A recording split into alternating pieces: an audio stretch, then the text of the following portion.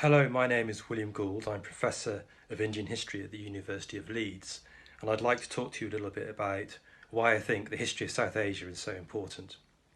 I'm going to start off by looking at this from the point of view of what enthuses me about doing the history of this region. And when I think about it, I think one of the most important aspects of that is that so much of how we think about the world, its history, its politics, and its societies, has been driven almost entirely from the position of Europe, the position of the West, of North American Europe. But if we think about where the vast majority of the world's population lives, where the world's major religions developed and spread, where the mass movement of people has been most vital and important, where the global economy itself is being generated, then we have to start looking actually outside Europe, beyond Europe and North America, and refocusing our attention much more on regions like South Asia. So I think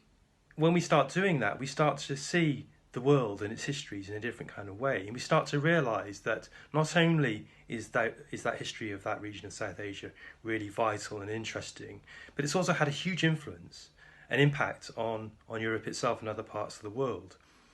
Specifically in the case of Britain, we can see that people of South Asian background and origin have had a really crucial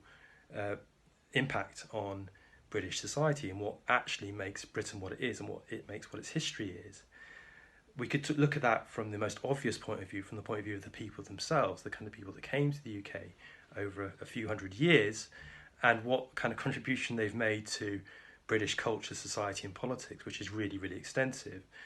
But perhaps even more importantly, we might want to think about how it is that Britain itself has such an important global role today and has done historically. And the reason for that has a lot to do with the nature of Britain's international and global influences, both in terms of its political and international power, but also what we call its soft power, its cultural influence worldwide. And that was generated very much through its association and its control of parts of the world that became its empire, or eventually its Commonwealth.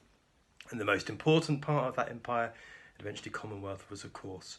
the states of South Asia, where the largest populations within that British Empire lived, and where politically the most important power lay for Britain. Now, if we want to think about all the problems that Britain is facing at the moment, British society and British governments in particular, particularly around the questions of intolerance and race, that I think have come really to the forefront very recently in all kinds of interesting ways. I think what we will find is that at the root of those problems is the inability of the British public and of British governments more especially to come to terms with the nature of that colonial and imperial history. And it's here that the connection between Britain and South Asia is particularly important. There are some very difficult and painful histories and questions that we need to address in this whole area, not least the kinds of violence that was meted out in those colonial areas in the past and historically. The problems surrounding slavery, of course, the problems around the mass movement of people, around the ways in which empire came to an end. And we could talk specifically, in the case of South Asia, as we are at the moment, around what happened during Partition, the mass displacement of around 14 million people, and the deaths of around 1 million to 1.5 million more people beyond that. So I think what needs to happen really, I suppose, what I would like to happen over the next few years is for the public and for governments to think more carefully about the place of British imperial history in British history, and to come to terms with it a bit more clearly,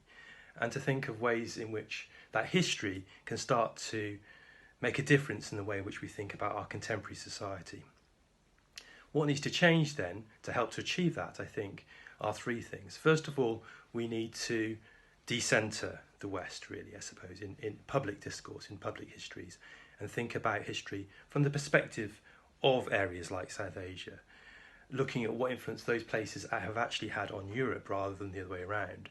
how the people from those parts of the world have made a massive contribution to European culture rather than the other way around.